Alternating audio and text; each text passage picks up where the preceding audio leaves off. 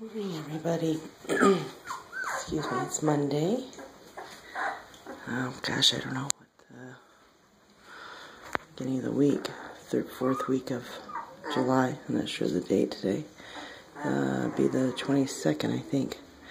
There's our babies. All six are doing well. The big boy in the middle there, I was just holding him because he was being a whiner. Yeah, he being a whiner. Just let Powder outside to use the bathroom. She again had her puppies on Tuesday, and their Tuesday evening about 9 was her last one, 8:39. But get one little tongue sticking out. If you could see it little tongue. That little girl. Yeah, tongue sticking out. Can you see how their noses and the pads are beginning to? They're purple. That's the pigmentation coming in. And they'll be, get their coloration.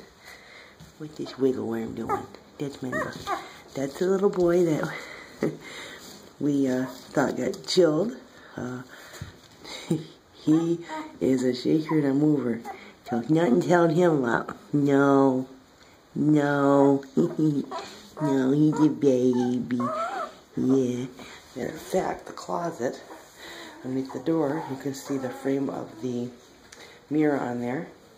Saturday we went to a birthday party for my sister-in-law. Got back 5 puppies. I'm like, oh no. And our other spare room, the door was open, and the house was not a wreck, but anyway, 5 puppies. And I told my husband, oh God, he's missing. What's happened? I thought maybe he passed, or, she carried him off, and da-da-da-da. And I was looking frantically, and here he had gotten, because he moves so much, he's always moving, and he had gotten underneath the door. I guess we were just putting the flooring down, but he had gotten underneath the door all the way into the corner behind the totes of paperwork that I have in there. I have just a few in there now, since the raccoons were in here initially. Anyways, she literally tore the trim from the mirror trying to get to her puppy. That is the trim. And she desperately was trying to reach him. So, at any rate, we got him out and no problems. So, and that was Saturday. But again, today's Monday. Everybody's doing well. Powder, this particular litter, this is their first in a little over 2 years of our white litter, and a powder polar litter, and she was contracting even yesterday, having contractions still on Sunday. Never have had that happen. She, like I said, had her last puppy about 8:30, 9 o'clock on Tuesday. Thursday morning we had her and the pups and Sophie into the vet, and had the dew claws removed on the rear of 2 of the girls, and had the males checked out, had the one that we thought got chilled checked over, heart, temperature, checked him over, give him an injection, and sent some medicine home, antibiotics for mama, etc., etc.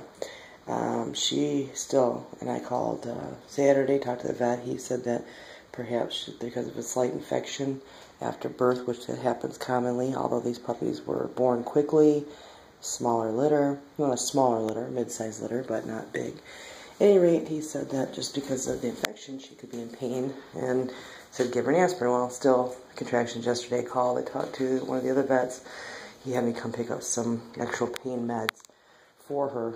I gave her 1 dose yesterday. Contractions stopped. However, we may do an ultrasound today. He said there could be a slight tear in the uterus or the cervix area, and I haven't seen any contractions, so hopefully if this helps her.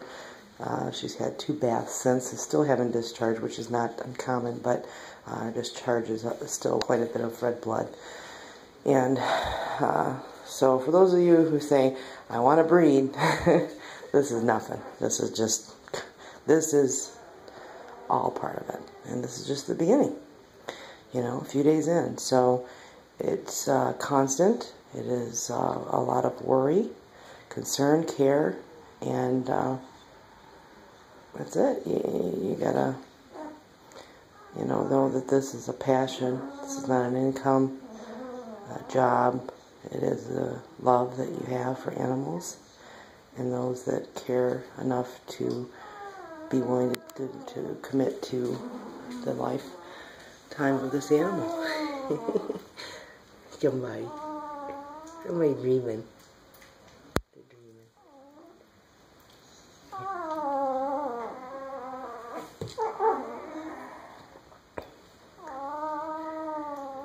Mama just fed everybody. He's over by the light. When he gets real restless, because he gets moving all over the place, I'll put him in the box with a heating pad and he'll go to sleep and rest, because he's constantly on the move. So, feel a little bit confident. We're almost 7 days in, so you might get an itch. You might get an itch, huh? You get an itch? Watch that little leg already. In a couple more days, their eyes will be open. So you can see where her got her dew claw removed. Right there. Some breeders will do that themselves. I feel it's just the veterinarian's job. Watch her little leg. You know how dogs scratch. When you scratch their chest and their back legs, even at this age, they like that. So, at any rate, that's what your DVM is for. Your doctor of veterinary medicine. For all these things that we talked about in a few minutes here and much more. So, let the doc do his job. And as a dog guardian and or if you're breeding, let them do their job. It costs money. And, however, if that's what you're in this to do, then don't be doing it. Because the animals are the ones to pay, and that's not fair. They don't ask to be brought in the world or ask for any of this. So, if you're going to be doing this, do it for the right reasons. And that's to provide families with healthy, safe dogs, puppies. And it's not on a mass production basis. A couple litters a year. And you know what? I guess I feel like this, a lot of chatter and nonsense that you hear out there and people doing. When you talk to a breeder, they can talk about da-da-da-da and all this and that. But, proof's in the pudding, and, if you're breeding litter after litter, litter every month, 2 months, it's an income, it's a business. And so be it. That's, people's choices, and I don't condemn that either. But as long as the animals are cared for properly and required and get the care, food, shelter, medicine, attention, love that they require, I suppose it's just in each and every individual to be responsible for that. The little babies, their lives are dependent upon us as if their parents are, and they're innocent. So do right by them. That's all I can say. All right, there's my spiel for the morning. I've been up and down all night with little whiners. I finally shut my bedroom door. I hear a little whining going on. I'm getting up. So, it's, kind of motherly instinct, I guess. Let's see if Mama's out here waiting to come in. Powder? Come on, Powder. Oh, stop. Powder! Come on, Powder! Powder! Are you under that deck? Watch my blankets. Oh yeah, she's under there. Nice. Now you're gonna be muddy. Look how muddy you are. You got your ears back. What are you hiding behind the pole? I told you not to go under there. Didn't I? Didn't I say you don't go under that deck? Look how muddy you are. You know. Look at you're a muddy mess. Look at ya. What's up? Why you do that for? She knows. Why are you not listening to Mama? Why didn't you listen? She ignored me. Baby Powder. Baby Powder. Yeah, Papa tells you too. You gotta listen. She's yawning. Whatever. You wanna come in? You ready to come in? Come on. Come on in. Come on, Powder. Come on inside. Come on, Powder. Come on in. Come on. Come on. You want to lay out there in the wet grass for a bit this morning? Alright. Alrighty. Yeah, good morning to you all too. Good morning to you all as well. Yep. Yep. Yes, everybody just got fed water late yesterday evening, and yeah, we had a rainstorm last night. Everything is vibrant this morning, and we needed the rain. I hear ya. We went out last night to check on the raccoons, and somehow they've gotten out of the enclosure. Makes me kind of sad. Worried. Not sad, worried.